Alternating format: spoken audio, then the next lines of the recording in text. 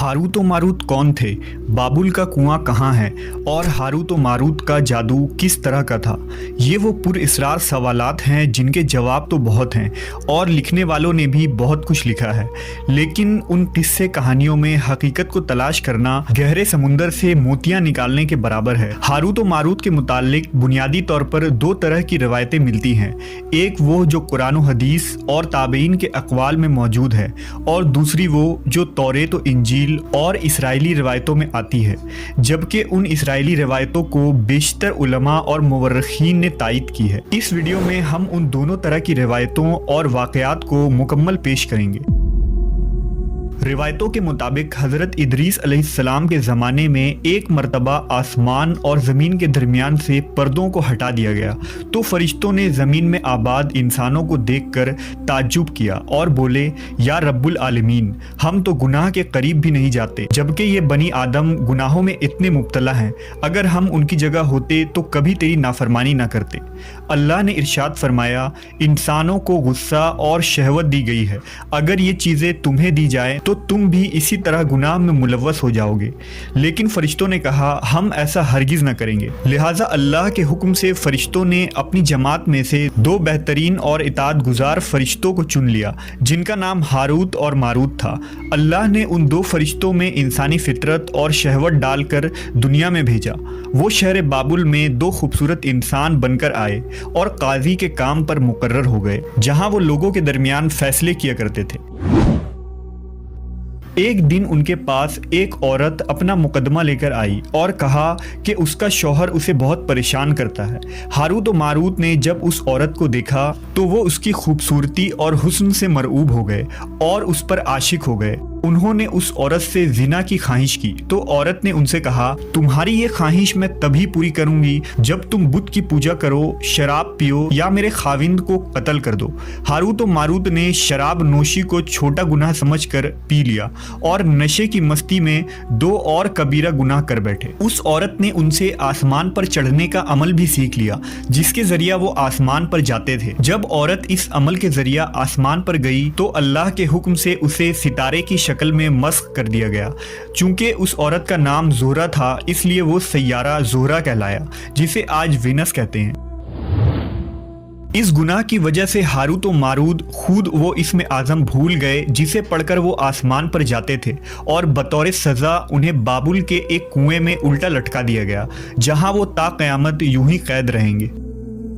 ये एक इसराइली रवायत है जिसे इमाम इब्न कसीर और फ़खरुद्दीन राज़ी जैसे मुफस्सरीन अफसाना और मन घड़त कहानी करार देकर सख्ती से रद्द कर देते हैं। वहीं इमाम सयूती जैसे उलमा इस रिवायत को मुस्तनद मानते हैं। हारूत व मारूत और चाहे बाबुल के सिलसिले में एक और रिवायत कसरत से बयान की जाती है, जिसके मुताबिक एक ज़माना ऐसा था जब शहर बाबुल रुए ज़मीन पर तहजीब व तमद्दुन का मरकज़ था। यहाँ के लोग बातिल खुदा की परस्तिश किया करते थे। ये लोग अपनी किस्मत उनसे वाबस्ता समझते थे, इसलिए इल्म नजूम और इल्म फल्कियात में बड़े माहिर थे। उनके बुतकदों में सितारों की पूजा की जाती थी। ये लोग जादू, तंत्र मंत्र, सिफली को बहुत अहमियत देते और इस इल्म के जरिया मुआशरे में खूब फसाद फैलाते थे। ये लोग तिलिस्म, जादू, तंत्र मंत्र में बहुत आगे बढ़ गए। उनमें बड़े बड़े जादूगर मौजूद थे। उनकी तारीखी किताबों में जगह जगह जादू और तंत्र मंत्र ही नजर आता है। उनका जादू दूर दूर तक मशहूर था। मुख्तसर ये कि उस शहर का बाशिंदा होना ही जादूगर होने की अलामत थी। जब हज़रत सुलेमान अलैहिस्सलाम की हुकूमत आई तो आपने उन लोगों को इस शिरकिया अमल से रोका और उनकी सहर और जादू की किताबों को एक जगह जमा करके अपनी अजीम कुर्सी के नीचे दफन कर दिया, ताकि इस फितना अंगेज इल्म का जड़ से खात्मा हो जाए। जब सुलेमान अलैहिस्सलाम की वफ़ात हुई तो शैतान ने उन किताबों को दोबारा खोद कर निकाला और लोगों से कहा कि सुलेमान पैगम्बर नहीं था, बल्कि उन किताबों के ज़रिया हुकूमत किया करता था। लिहाजा हवा में उड़ना, जिन्नात पर काबू और सुलेमान अलैहिस्सलाम के गैर मामूली मुआजिज़ात दरअसल जादू और सिफली का अमल था। बनी इसराइल ने उसकी पैरवी की और उन किताबों को पढ़ना शुरू कर दिया। लिहाजा दोबारा ये शर अंगेज इल्म इस कौम में सुरायत कर गई। अल्लाह ने सुलेमान अलैहिस्सलाम पर लगाए गए इल्ज़ाम और तुहमत की नफ़ी करते हुए सूरह बकरा में फरमाया है, اور انہوں نے اس چیز کی پیروی کی جو شیطان سلیمان کی بادشاہت کے وقت پڑھتے تھے، اور سلیمان نے کفر نہیں کیا تھا لیکن شیطانوں نے ہی کفر کیا۔ لوگوں کو جادو سکھاتے تھے، اور اس چیز کی بھی جو شہر بابل میں ہاروت و ماروت دو فرشتوں پر اتارا گیا تھا، اور وہ کسی کو نہ سکھاتے تھے جب تک یہ نہ کہہ دیتے کہ ہم تو صرف آزمائش کے لیے ہیں، تو کافر نہ بن۔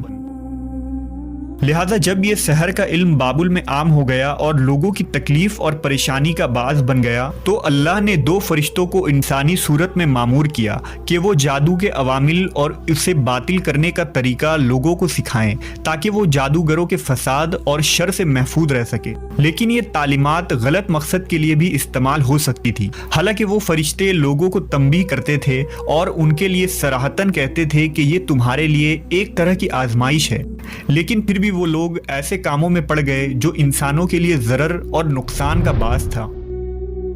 بعض عربی داستانوں میں اس کنویں کا ذکر بھی ملتا ہے جہاں کئی لوگ پہنچے اور ہاروت و ماروت سے ملاقات کر کے جادو کا علم بھی سیکھا، جبکہ بعض مورخین کا کہنا ہے کہ عراق کے شہر حلہ کے قریب ایک کھنڈر میں موجود قدیم کنواں ہے جہاں سے بابل کی سرحد شروع ہوتی تھی۔ یہ اس کنویں کو ہی چاہ بابل قرار دیتے ہیں۔ بہرحال اس واقعے سے یہ سبق ملتا ہے کہ سفلی اور جادو ایک شرکیہ عمل ہے، مگر یہ کہ اس کا استعمال فساد اور شر پسندی کے خاتمے کے لیے کیا جائے۔